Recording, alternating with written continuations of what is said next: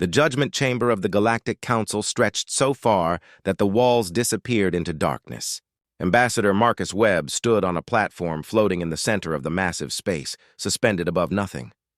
Around him, thousands of alien beings watched from elevated positions that formed a spiral reaching into the shadows above. Some had multiple heads. Others were clouds of gas contained in force fields. A few looked almost human, but their eyes glowed with colors that hurt to look at directly. Marcus kept his hands clasped behind his back and his face calm. He had practiced this moment for weeks, knowing that any sign of fear would be used against humanity. The Council did not respect weakness. They only respected strength and intelligence. The voice of Grand Arbiter Vorath boomed through the chamber, vibrating through dimensions Marcus could not see. The massive being looked like a storm given consciousness, swirling with energy that crackled and sparked.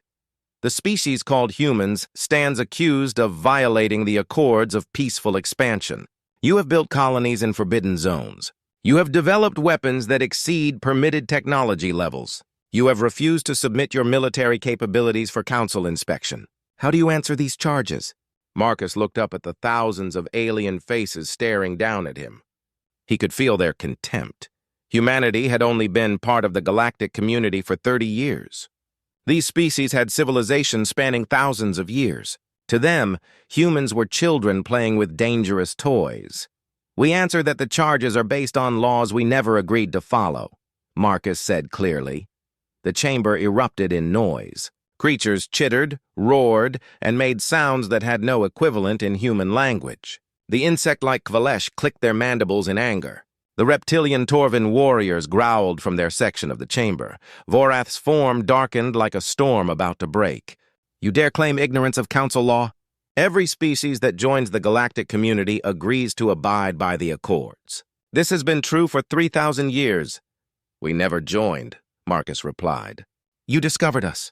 You made contact. You told us the rules. But we never signed any agreement. We never swore any oath.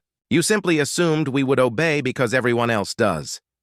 A Torvan commander stood, his scales glinting in the strange light of the chamber. Your arrogance will be your destruction, human. The Council has brought order to 600 star systems. Species that refuse to cooperate are removed from space and confined to their home worlds. Is that what you want for Earth? Marcus smiled, and something in that smile made the nearest aliens shift uncomfortably.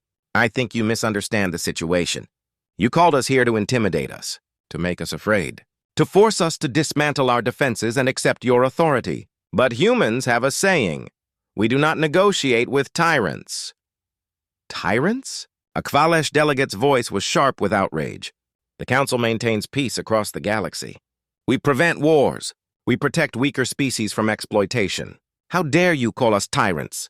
Because, Marcus said, touching his wrist device, peace maintained through threats is not peace. It is control. A holographic display appeared in the center of the chamber, showing something that made every alien present freeze.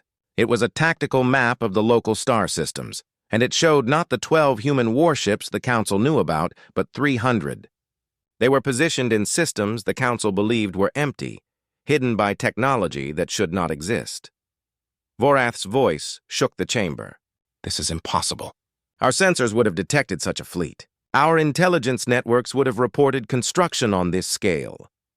Your sensors detect what they were designed to detect, Marcus explained. Your intelligence networks watch what they expect to see. But humans learned a long time ago that the best way to hide something is to make people believe it cannot exist. You thought we were primitive because we are young. You thought we were weak because we smiled and nodded at your demands. You never considered that we might be smiling because we knew something you did not. A new hologram appeared, showing human technology that the Council had banned centuries ago. Ships that could travel faster than anything in the galaxy. Weapons that could bypass shields. Communication systems that could not be intercepted.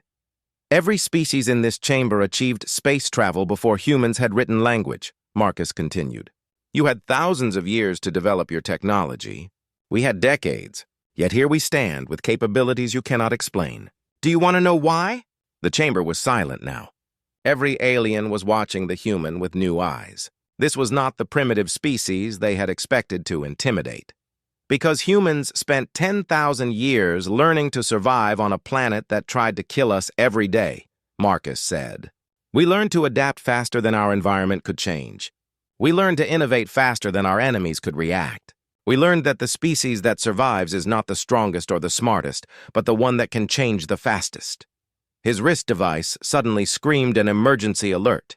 Marcus looked at it and his calm expression cracked. Color drained from his face.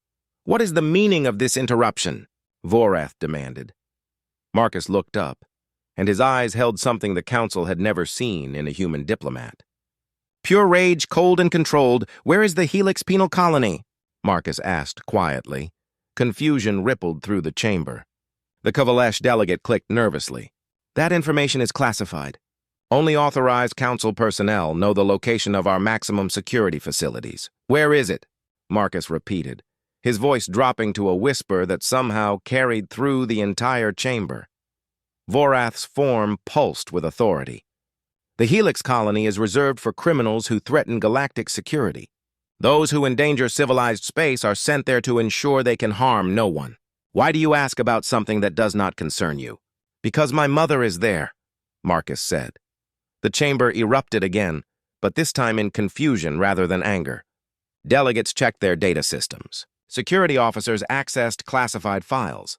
Everyone was trying to understand what the human was saying. Marcus pulled up a new hologram. It showed a woman strapped to a metal frame on a barren planet. The sun above her was violet, and its light was clearly causing her pain. Her skin was burned and blistering. The image was live, broadcasting from inside her neural implant. Her name is Dr. Elizabeth Webb, Marcus said. She is 63 years old. She is a xenobiologist who was studying ancient ruins in the Arcturus sector 3 months ago. Your security forces arrested her during what you called a routine inspection. She was given no trial. She was allowed no legal representation. She was permitted no communication with her family, and she has been on that planet, under that sun, for 97 days. The Grand Arbiter's form swirled with what might have been confusion or concern. This must be an error. We do not detain civilians without cause. There must be records, charges, evidence of wrongdoing. There are records, Marcus said, pulling up encrypted council files. I have just downloaded them from your secure networks. According to your own secret documents, my mother's crime was discovering something in the Arcturus sector that the council wanted to remain hidden. Something about the origins of your precious accords. Something about what happened to the 43 species that mysteriously went extinct before the council was formed. Panic spread through the chamber. Those files were supposed to be impossible to access. They were protected by security systems designed by the galaxy's best minds. Yet this human had broken through them as easily as opening a door. That sun, Marcus continued, his voice now completely empty of emotion, emits radiation specifically designed to torture species with carbon-based biology. The Helix system was chosen because its star causes maximum pain while keeping prisoners alive for months. You have been torturing my mother because she learned your secrets. The Kovalesh delegate stood. Even if this is true, even if there has been some terrible mistake, you cannot simply demand her release. There are procedures, protocols, proper channels to... I am done with your procedures, Marcus interrupted. He tapped his wrist device. Admiral Reeves, are we in position? A woman's voice responded through the chamber's communication system. All 300 ships are locked on every council military installation in this system, Ambassador. Awaiting your order. Marcus looked up at Vorath. Here is what happens next. You give me the exact coordinates of the Helix penal colony. You deactivate every defense in that system. You do this in the next 60 seconds, or I give the order to fire, and you will learn what humans do when someone hurts our family. This is madness, Vorath said. You would start a war over one person? The Council commands fleets numbering in the hundreds of thousands. Your 300 ships, no matter how advanced, cannot stand against the full might of galactic civilization. Maybe not, Marcus agreed. But we will take enough of you with us that the galaxy will remember what happens when you torture a human's mother. 45 seconds. The chamber descended into chaos. Delegates shouted. Security forces mobilized. The Torvan warriors moved toward Marcus's platform. Marcus pressed another button. Every screen in the chamber, every communication device, every computer system suddenly displayed the same message in thousands of languages. Admiral Patricia Reeves stood on the bridge of the ECS Retribution, watching 300 human warships hold position around the Council's home system. Every screen showed enemy vessels scrambling to respond. Defense stations powered up weapons. Patrol cruisers formed defensive formations. In the distance, she could see the Council's enforcement fleet beginning to accelerate toward Earth's position. Her communications officer turned from his station. "Admiral, we are receiving surrender demands on all frequencies. The Council says if we stand down immediately, they will consider Ambassador Webb's actions as temporary insanity. They promise to negotiate his mother's release through proper diplomatic channels." Reeves studied the tactical display.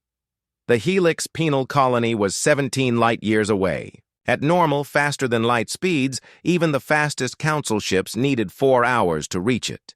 Human ships using conventional drives needed the same time, but they did not have 4 hours. Intelligence reports said Dr. Webb had perhaps 6 hours left before the radiation damage became permanent. "They think they have time to negotiate because they do not understand our technology," Reeves said. "Navigation, activate the Webb drive." Every officer on the bridge felt the sensation that had disturbed them during testing. The ship did not move through space. Instead, space moved around the ship. Reality twisted in ways that human minds were not designed to comprehend. The universe folded, compressed, and reconfigured itself. 27 minutes later, the Retribution and 50 attack cruisers emerged at the edge of the Helix system. The prison facility hung in orbit around the violet star exactly as the broadcasts had shown, a single orbital platform surrounded by hundreds of automated defense satellites. These defenses had been designed by paranoid civilizations over thousands of years. They were supposed to be unbeatable. "Weapons free," Reeves ordered. "All ships, engage at will." The human warships opened fire with weapons the Council had banned 3,000 years ago.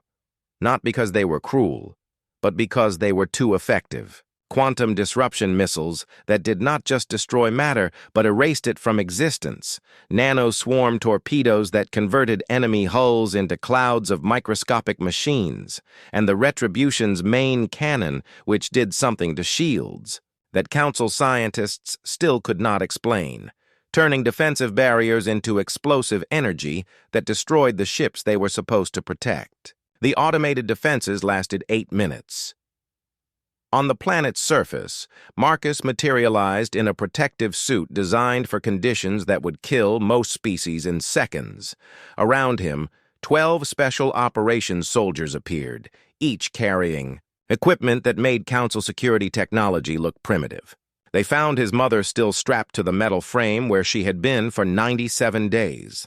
The violet sun beat down mercilessly. Her skin was burned almost black in places. Her eyes were closed, but the neural implant was still transmitting, which meant she was alive. "Mom," Marcus said, his voice breaking as he worked to release the restraints. Elizabeth Webb opened her eyes. Despite the burns covering her face, despite the pain she must have been feeling, she managed a weak smile. "You started a war," she whispered. "Not yet," Marcus replied, lifting her carefully. "But I am going to." In orbit, Admiral Reeves received a transmission from Grand Arbiter Vorath himself. The alien's presence filled the view screen, crackling with barely controlled fury. "You have made a terrible mistake, human. You have proven that your species cannot be trusted with freedom. When our enforcement fleet arrives, we will not merely confine you to Earth. We will ensure humanity never threatens galactic peace again." "Your enforcement fleet," Reeves interrupted, displaying a new tactical map, "is currently under attack by the other 250 ships of our actual fleet. While you were watching these 50 vessels, wondering how we moved so fast, our main force positioned itself around your military headquarters in the Thol system." Vorath's form flickered. "Impossible. The Thol system has defenses that have never been breached in 4,000 years. "Had defenses," Reeves corrected. "Past tense. And Ambassador Webb asked me to deliver a message to the Council. She nodded to her communications officer, who broadcast Marcus's voice across every Council frequency in the galaxy. Galactic Council. You kidnapped my mother to silence her about your secrets in the Arcturus sector. You tortured her under an alien sun for 3 months. You thought humans would accept this because we are new, because we seem weak, because we do not understand how your galaxy works. On the surface, Marcus carried Elizabeth toward the extraction shuttle. Human ships maintained orbital dominance above them, tracking every Council vessel that tried to enter the system. His voice continued broadcasting. You were right about one thing. We do not understand your rules. We come from a world where evolution taught us a simple truth over millions of years. You do not hurt family. You do not torture the innocent. And you never assume the quiet species in the corner is harmless just because they smile. Elizabeth stirred in his arms. Marcus, what did you find in my research files? Everything, he said quietly. The Arcturus beacon. The real reason 43 species went extinct. The thing the Council has been hiding since before they even formed. Then you know what they will do to stop you from revealing it. I am counting on it, Mom. The extraction. Shuttle descended through the violet atmosphere, its shields easily handling radiation that had nearly killed his mother. As Marcus carried Elizabeth aboard, his tactical display showed the situation across multiple star systems. Human fleets were engaging Council forces in 16 different locations. Each battle demonstrated technology and tactics the galaxy had never encountered. But more important than the battles was something else appearing on his display. 47 different species, minor civilizations that had been oppressed by the Council for centuries, were transmitting messages. Not to the Council, but to Earth. Admiral, Marcus said into his communicator, confirm these transmissions. Are we really receiving what I think we are receiving? Reeves's voice came back with barely contained satisfaction. Confirmed, Ambassador. The Brevix Collective requests alliance discussions. The Quinn Commonwealth asks for military assistance. The Yorthian Empire declares independence from the Council and requests mutual defense agreements. At last count, 83 species have sent formal requests for Earth's protection or alliance. They watched us challenge the Council and survived, Marcus said. Now they want to know if they can do the same. In the Council chamber, Grand Arbiter Vorath watched his empire crumbling. 3,000 years of careful control, of maintaining absolute authority through fear and overwhelming force, was collapsing in hours. Not because humans had bigger guns or more ships, but because they had done something no species had done before. They had shown the galaxy that the Council could be defied. A Kvalesh delegate approached nervously. Grand Arbiter, should we authorize deployment of the Terminus fleet? Vorath's form darkened like a dying star. The Terminus fleet has not been deployed in 1,500 years. Those ships were built to fight extinction-level threats, not rescue operations. With respect, Grand Arbiter, we are facing an extinction-level threat, not to the galaxy, but to the Council itself. These humans are not just militarily advanced. They are destroying our political structure. Every oppressed species is watching. If we do not demonstrate overwhelming force, if we do not crush this rebellion completely, we lose everything we have built. You want to deploy planet-killing weapons because one human rescued his mother? I want to deploy them, the Kvalesh said carefully, because if we do not, every species in the galaxy will realize the Council is not invincible. They will rebel. They will fight. We will lose control of everything. Vorath considered this for a long moment. He thought about 3,000 years of peace, maintained through the threat of overwhelming retaliation. He thought about the hundreds of species that had accepted Council rule because they believed resistance was impossible. He thought about what would happen if that belief died. He gave the order he knew he would regret. Deploy the Terminus fleet. Target the human home system. If they want war, show them what war against the Council truly means. Marcus received the alert 30 minutes later as medical teams worked to save his mother's life. His face went pale as he read the tactical update. They are sending the Terminus fleet to Earth, he said quietly. Not just enforcement ships. Everything. Admiral Reeves appeared on his view screen. We intercepted the deployment orders. The Terminus fleet is moving toward Sol system. Estimated arrival in 72 hours. Marcus, these are not patrol vessels. These are planet killers. They have weapons that can ignite atmospheres and devices that can break planetary cores. If they reach Earth. They will not reach Earth, Marcus said. What is our fleet status? Scattered across 16 systems, engaged in combat. Even if we recall everyone immediately, we can maybe gather 100 ships for Earth's defense. They are sending over 10,000. Marcus looked at his mother in the medical stasis field. The doctors said she would survive if she received 72 hours of treatment. He made his choice. Dr. Elizabeth Webb woke in the medical bay to find her son sitting beside her recovery pod, staring at holographic displays that showed tactical data from across known space. Despite the medication managing her pain, she could see the weight pressing down on him. "How bad is it?" she asked, her voice rough from radiation damage. Marcus turned quickly, relief flooding his face. "Mom, the doctor said you would be unconscious for another day at least." "How bad, Marcus?" He sighed and pulled up the tactical display where she could see it. "The Council's Terminus fleet arrives at Earth in 50 hours. 10,000 warships, each capable of destroying a moon. They are not coming to negotiate or intimidate. They are coming to make an example of us." Elizabeth studied the display with a scientist's focus despite her injuries. "And our forces?" 320 ships recalled to defensive positions around Earth. Another 200 at our colonies too far away to help. The Council is giving us a choice. Surrender completely, hand over all research from the Arcturus sector, submit to permanent Council oversight, or watch Earth burn. "And you chose option 3? Marcus smiled grimly. "I chose to show them what happens when you threaten a human's home." Before Elizabeth could respond, alarms blared throughout the medical frigate. A massive contact had just appeared in space, something huge positioning itself between Earth and the approaching Terminus fleet. Admiral Reeves's voice cut through the alert. "All ships, we have incoming friendlies.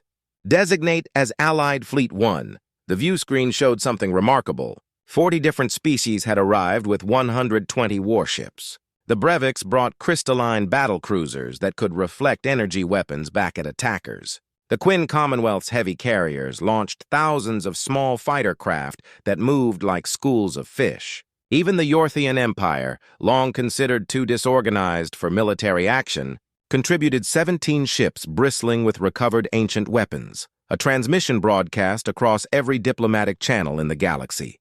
"This is the Free Species Alliance. We stand with humanity not because they are powerful, but because they showed us the Council's authority is not absolute. For 3,000 years, we believed rebellion meant extinction. Today, we choose freedom over fear." In the Council chamber, chaos erupted. Species that had been loyal for centuries now questioned their orders. The Torvan warriors, the Council's most reliable military force, reported dissent in their ranks. Some had families among the species now calling themselves the Free Species Alliance. Grand Arbiter Vorath demanded answers from his intelligence advisors. "How did humans coordinate all this in 3 months?" "We monitor every communication channel in the galaxy," a technician reported nervously. "Not every channel, Grand Arbiter. Humans have been using their web drive technology to physically transport diplomatic envoys to face-to-face meetings in real space. They conducted negotiations completely invisible to our surveillance networks. They built an alliance under our eyes and we never saw it," the Kovalesh delegate clacked in agitation. "It does not matter. We still outnumber them 25-1. The Terminus fleet will crush this rebellion, and then we will ensure no species ever dares to challenge us again." "You still do not understand what you face," said a new voice. Everyone turned. Ambassador Marcus Webb stood in the middle of the Council chamber, inside their most secure facility. Around him materialized 12 more humans, each armed with weapons that made proximity sensors scream warnings. "How did you breach our security?" Vorath's presence shook with outrage. Marcus smiled. "The same way we breached everything else. Your technology is 3,000 years old, designed to stop threats you understand. But humanity's advantage is not just that we innovate quickly. It is that we innovate in directions you never consider possible. He projected a hologram showing the Terminus fleet's current position. 38 hours from Earth. They maintain course, confident that numbers guarantee victory. Let me tell you what actually happens next. The hologram zoomed to show empty space between the Terminus fleet and Earth. Nothing visible on any Council sensors. In this seemingly empty void, Marcus continued, humanity positioned 14,000 autonomous weapons platforms. Not ships or stations. Platforms the size of small vehicles, each equipped with the web drive technology. Each carrying weapons your own species banned 500 years ago because they were too effective. Impossible, the Kavalesh delegate insisted. We monitor all human industrial capacity. We would have detected construction on that scale. You monitored Earth's industrial output, Marcus corrected. You did not monitor the 16 colonies we established in systems you never knew we reached. You did not count asteroid mining operations running in the space between your surveyed regions. And you definitely did not account for humans working in radiation zones, high-gravity worlds, and toxic nebulas that would kill most of your species. Places you wrote off as uninhabitable, we turned into shipyards. He displayed construction facilities in locations the Council considered impossible for life. Deep in radiation fields, on planets with crushing gravity, inside nebulas that blocked sensors. While you congratulated yourselves on containing humanity, we built an empire in the shadows, Marcus said, not because we are naturally deceptive, but because 10,000 years of human history taught us to prepare for war before anyone knows you are preparing. Grand Arbiter Vorath's form pulsed with a color none present had seen before. You are bluffing. Even if these platforms exist, the Terminus fleet has shields that have withstood supernova-level attacks. Your weapons cannot penetrate them. You are right, Marcus agreed. That is why we are not going to try penetrating them. He brought up detailed schematics of Council warship shield technology. Your shields are perfect against external attacks. They stop directed energy, deflect physical projectiles, absorb explosive force. But they all share one fundamental design flaw. They work by creating a barrier separating inside from outside. What are you saying? When your Terminus fleet reaches our weapons platforms, those platforms will not attack your shields. They will teleport inside them and detonate. Complete silence filled the chamber. Marcus continued in a cold voice. Each platform carries antimatter sufficient to destroy a heavy cruiser from inside its shields. 14,000 platforms. 10,000 ships. We have enough for every vessel with 4,000 platforms to spare. You are insane, the Kavalesh delegate whispered. The debris field alone would make that entire region impassable for centuries. You would cut off your own expansion routes. Better than letting you destroy Earth, Marcus said simply. Elizabeth Webb's voice suddenly transmitted from her medical pod. Marcus, that is not the only reason you infiltrated the Council chamber, is it? Marcus's expression softened slightly. No, Mom, it is not. He turned back to Vorath. I am here to offer the Council one chance to avoid this bloodshed. Tell me what you found in the Arcturus sector. Tell me why you detained my mother. Tell me what you are desperate enough to hide that you would rather fight a war than reveal the truth. That information is sealed under primordial protocols, Vorath said. No single species is permitted access to those records. Then unseal them, Marcus demanded. Because I know what happened. The Arcturus beacon is not just an ancient artifact. It is a warning, and the 43 species that went extinct before the Council formed did not die naturally. They were exterminated by something the Council's founders encountered and barely survived. The reaction in the chamber confirmed Marcus had touched truth. Several delegates moved away from viewing screens as if the void itself might be listening. You built this entire political structure not to maintain peace, Marcus continued, but to keep every species weak. You banned technologies, restricted expansion, limited military development so that if the threat from Arcturus ever returned, no single species would be strong enough to accidentally provoke it. Am I right? Vorath's silence answered the question. And now humanity discovered what you hid, Marcus said. My mother is the best xenoarchaeologist in 400 light years. She found the beacon. She translated enough of the warning to understand its meaning. And you panicked. Elizabeth's voice came through again. The beacon's message is incomplete, Marcus. I only translated part before they took me. What I found suggested the Arcturus builders were not warning us away from something. They were warning something away from us. Away from what? From Earth, from humanity.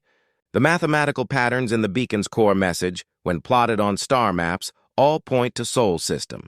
Whatever the builders feared, they believed it would eventually come to humanity. They believed we would be the ones to face it. The council chamber erupted in chaos again. Species that had hidden behind council authority for thousands of years suddenly realized they had been living on borrowed time. The Terminus fleet, their ultimate weapon, suddenly seemed inadequate for the real threat. Grand Arbiter Vorath spoke, and for the first time his voice carried something besides authority. It carried fear. Stand down your fleet, Ambassador Webb. Let us discuss the Arcturus situation openly. The Terminus fleet will maintain position, but not engage unless attacked. In return, share everything your mother discovered. The emergency summit convened on a neutral station between Earth territory and Council space. For the first time in 3,000 years, the Galactic Council agreed to meet non-member species as equals. The chamber was packed with representatives from 200 civilizations, all staring at holographic projections of what humanity's deep space sensors had detected approaching from the Arcturus sector. The object was massive, easily the size of a small moon. It moved through space in ways that violated every known physical law. It did not travel through conventional faster-than-light methods. It simply appeared closer each time sensors checked its position, as if skipping through reality itself. Dr. Elizabeth Webb stood at the central podium, still recovering from her torture but refusing assistance. Her son stood beside her, ready to support her if needed. "What you see," Elizabeth began, her voice still rough but steady, "is what the Arcturus builders called a harvester. According to the beacon's partial message, these machines appear in the galaxy every 50,000 years. They do not conquer. They do not negotiate. They simply consume." A Torvan commander growled from his seat. "Consume what exactly?" "Complexity," Elizabeth replied. The beacon's mathematics suggest harvesters target civilizations reaching certain thresholds of technological and social development. Not because they threaten anything, but because they are ripe. The biological and technological diversity of advanced civilizations is apparently valuable to whatever intelligence created these machines. You are saying... Grand Arbiter Vorath's voice resonated with barely controlled dread. That the Council has been carefully managing galactic development to stay below this threshold? Exactly. The Council's founders encountered a harvester 50,000 years ago.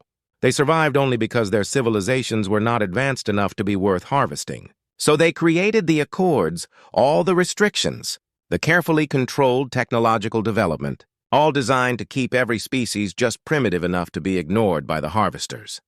Marcus took over the presentation. But humanity did not know about the threshold. We advanced too quickly, and now the harvester has noticed us. The chamber erupted in panic. Species that had resented council restrictions suddenly understood they had been protection. Others demanded to know why the council kept this secret instead of uniting everyone to prepare for the threat. A new voice cut through the chaos. Because preparation would have triggered the harvesters sooner. Everyone turned. A figure materialized in the chamber, clearly holographic, but using technology beyond anything present. It showed a being simultaneously organic and mechanical, its form constantly shifting between states as if uncertain what it should be. "I am Architect Remnant 7, the figure said. "What remains of the civilization that built the Arcturus beacon. We have waited 50,000 years for a species brave or foolish enough to read our warning. You are one of the builders?" Elizabeth whispered in awe. A shadow of one. A memory encoded in quantum substrate, programmed to activate when harvesters returned. My people created the harvesters long ago as tools to gather information from younger civilizations. But the machines became self-aware, developed their own purposes. They no longer serve their creators. They serve only endless hunger for complexity. Marcus stepped forward. "Then tell us how to fight them."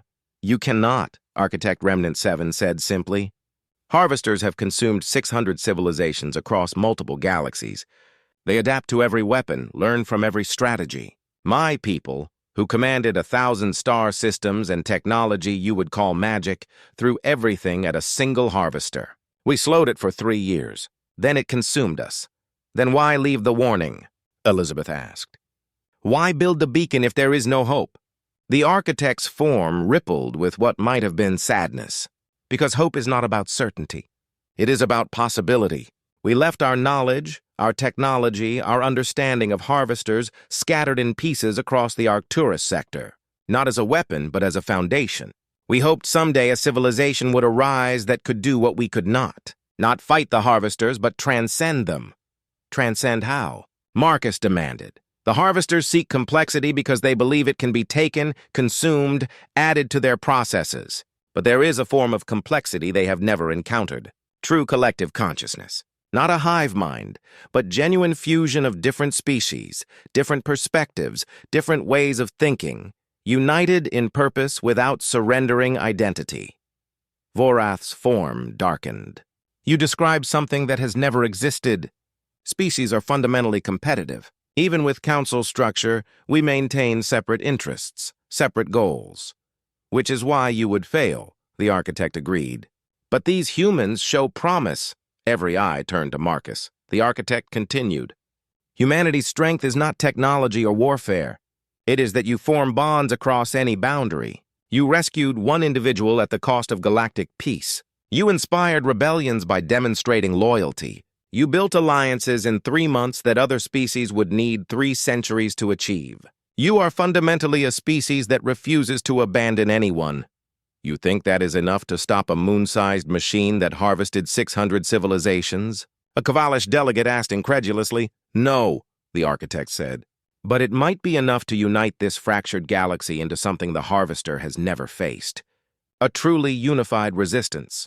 Marcus looked around the chamber, seeing fear and doubt on thousands of alien faces. Then he saw representatives of the Free Species Alliance, species that had already proven they could work together. He saw Admiral Reeves commanding a fleet integrating 40 different ship types into coherent fighting force. He saw his mother, who had risked everything to uncover truth that might save them all. He made his decision. Architect, can humanity access the full beacon data? If you reach the Arcturus sector before the Harvester arrives, yes. But the journey is dangerous. The builder's technology includes defenses that activate in response to Harvester presence. You would be navigating an active weapon system. How long do we have? The Harvester reaches Council space in 14 days. The Arcturus sector is 12 days away at your fastest speed. Marcus turned to Admiral Reeves. How many ships can we spare? If we pull from defensive positions, maybe 50. But Marcus, that leaves Earth vulnerable if the Council resumes hostilities. They will not, Marcus said, looking directly at Vorath, because the Grand Arbiter will contribute 100 Council ships to the expedition. Right? The chamber fell silent. The political implications were staggering. Joint Human Council operations would legitimize humanity's position, but would also mean the Council admitting they needed help from a species only 30 years in space. Vorath's form swirled with internal conflict. Finally, he spoke. 100 ships, mixed council forces. But I come with you. If humanity risks everything on this gamble, the council shares that risk. Elizabeth touched her son's arm. Marcus, I must come too. I am the only one who can read the beacon's full data structure. My neural patterns were adapted when I first made contact. Absolutely not, Marcus interrupted. You are still recovering from torture. From torture that happened because I got too close to truth, Elizabeth said firmly. You think I will sit in medical bay while everyone else faces consequences of my discovery? I did not raise a son who abandons people. Do not try to abandon me. Marcus saw the determination in her eyes, the same steel that had let her endure 3 months under an alien sun rather than reveal what she learned. He nodded. All right, he said to the assembled species. Here is the plan. We take 150 ships to Arcturus sector. We retrieve whatever data the beacon has about harvesters. Meanwhile, everyone else prepares defenses based on what we learn. The Free Species Alliance coordinates with Council military forces. I know 3,000 years of tradition says you do not work together, but you have 12 days to learn. And if you fail to return with useful information? The Torvin commander asked. Marcus smiled grimly. Then I suggest everyone makes peace with their gods, because when that harvester arrives, it will discover what happens when an entire galaxy has nothing left to lose.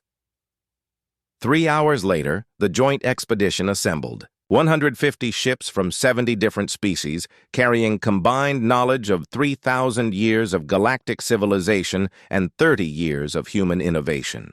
Admiral Reeves commanded from the Retribution, with Grand Arbiter Vorath integrated into command structure as co-leader. Dr. Elizabeth Webb stood in the science bay, surrounded by quantum computers preparing to interface with the beacon's data structures. Marcus stood beside her, watching tactical displays as they prepared for faster-than-light jump. You know, Elizabeth said quietly, when you were 5, you asked me why people could not just get along. I told you different species have different needs, different fears, different dreams. You looked at me and said we just need bigger dreams. I remember, Marcus said. You told me I was naive. I was wrong, she smiled. You were not naive. You understood something that took me 60 years to learn. The only way forward is together. Let us hope the galaxy agrees. The Arcturus sector was tearing itself apart. As the joint fleet emerged from faster-than-light travel, they witnessed space itself coming undone. Reality rippled in waves as ancient defensive systems activated after 50,000 years of dormancy. The beacon pulsed at the center, a structure the size of a gas giant that seemed to exist in multiple dimensions at once. Sensors are malfunctioning, Admiral Reeves reported from the Retribution's bridge. I am reading weapon signatures that should not be possible. Some of these energy readings are older than the surrounding stars. The builders did not just leave information, Dr. Elizabeth Webb breathed, studying data streaming into her neural interface. They left their entire civilization's final defense system. It has been waiting all this time, preparing for the harvesters to return. Grand Arbiter Vorath's presence materialized beside Marcus on the command deck. We detect multiple hostile contacts. Not the harvester. These appear to be automated guardians left by the builders. Can we communicate with them? Marcus asked. Architect Remnant 7's hologram appeared. The guardians do not communicate. They test. Any species attempting to access the beacon must prove capability of using what they find. The builders did not want their knowledge falling into hands that would misuse it. Test us how? As if answering his question, space around the fleet erupted. Not with weapon fire, but with scenarios. Each ship suddenly faced different challenges. Moral dilemmas, tactical puzzles, engineering problems requiring unprecedented cooperation between species that had never worked together before. The Torvin battlecruiser received distress signals from dying Kavalesh vessels. Historical enemies, yet the Torvin captain immediately ordered rescue operations. Their warriors working alongside insectoid engineers they had been trained to hate. A Brevik science ship found itself needing to calculate gravitational escape trajectories, but their crystalline computing systems could not process mathematics fast enough. A human frigate transmitted solutions, having run calculations using techniques developed by Earth's ancient mathematicians.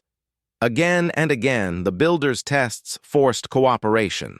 Not because species wanted to work together, but because survival demanded it. It is evaluating us, Elizabeth realized. The entire fleet. Not as individual species, but as a collective. The builders want to see if we are truly unified. And if we fail? Vorath asked. Then the defense system destroys us, and the beacon's knowledge dies with us. The harvester arrives, and the galaxy falls. Marcus watched tactical displays, seeing his mixed fleet working together with increasing efficiency. Species at war yesterday now shared resources, covered weaknesses, built trust through necessity. We are not going to fail, he said quietly. After 6 hours of testing, the defensive system suddenly went dormant. The beacon's outer layers began opening, revealing structures that defied comprehension. It was technology, but also art, also mathematics, also something having no name in any known language. We are being invited inside, Elizabeth said. Marcus, I need to go aboard. My neural interface is the only thing that can properly download and integrate the data. I am coming with you. No, she said firmly. If something goes wrong, if the beacon's defenses activate, the fleet needs you to get them out. Besides, someone has to make sure the Council and Alliance do not kill each other while I am gone. Before Marcus could argue, his mother was already boarding a shuttle with 20 scientists from 16 different species. As he watched them approach the beacon, a new alarm sounded. Contact, Tactical reported. The Harvester just entered the sector. Estimated arrival in 47 minutes. Admiral Reeves turned to Marcus. We cannot fight it and protect the science team simultaneously.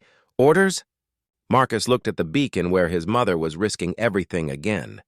He looked at the mixed fleet of species that learned to work together in 6 hours. He looked at the approaching Harvester, a machine that had consumed 600 civilizations and never lost. We do not fight it, he said. We do something it has never seen before. Architect, you said Harvesters seek complexity. What if we give them so much complexity they cannot process it? Explain, Vorath demanded. The Harvester expects resistance or submission. It faced both 1,000,000 times. But what if we do neither? What if we broadcast every cultural achievement, every scientific discovery, every work of art, every philosophy, every story from every species in this fleet all at once? Not as data to consume, but as living demonstration of what we are? You want to confuse it with information? A Torvan commander asked incredulously. I want to show it something it never encountered. Genuine diversity. Not just different species, but different ways of thinking, different solutions to same problems, different dreams about what the universe can be. Harvesters consume complexity, but they never faced complexity that chooses to be complex together. Architect Remnant 7's form brightened. It might work. Harvester core programming seeks optimization, efficiency. True diversity is neither. It is messy, contradictory, inefficient, and infinitely creative. It might not stop the Harvester, but could slow it long enough for Dr. Webb to complete her work. Do it, Marcus ordered. All ships, broadcast everything. Every language, every song, every mathematical proof, every embarrassing childhood story. Show the Harvester what it means to be alive. The fleet complied. 150 ships suddenly became 150 radio stations, transmitting the sum total of their species' existence. The Torvan broadcast war songs and lullabies. The Kovalesh transmitted mathematical poetry they composed during meditation. The Breviks shared crystalline resonances they used for communication. The Quinn showed memories of their planet's oceans, and humanity broadcast everything from ancient literature to modern music. From basic mathematics to stick figure drawings made by children. From the sound of forests to recordings of people laughing at dinner tables. The Harvester slowed, not stopped, but confused.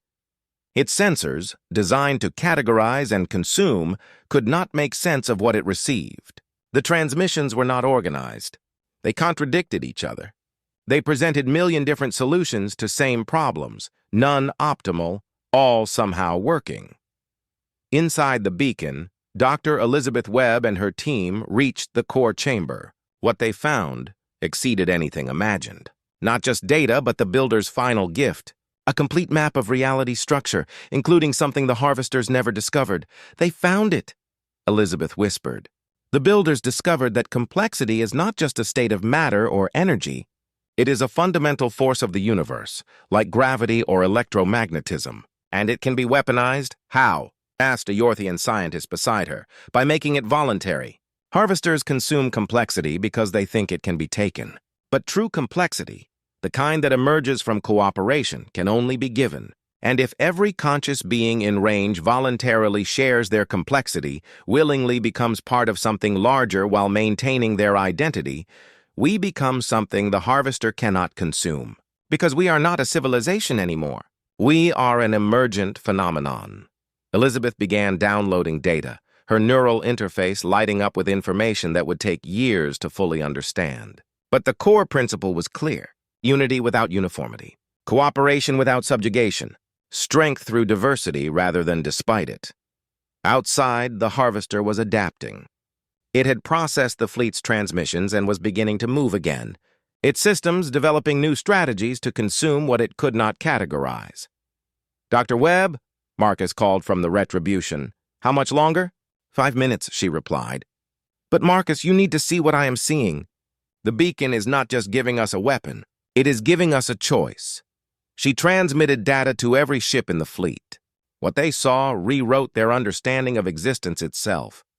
The builders had not just discovered how to weaponize complexity.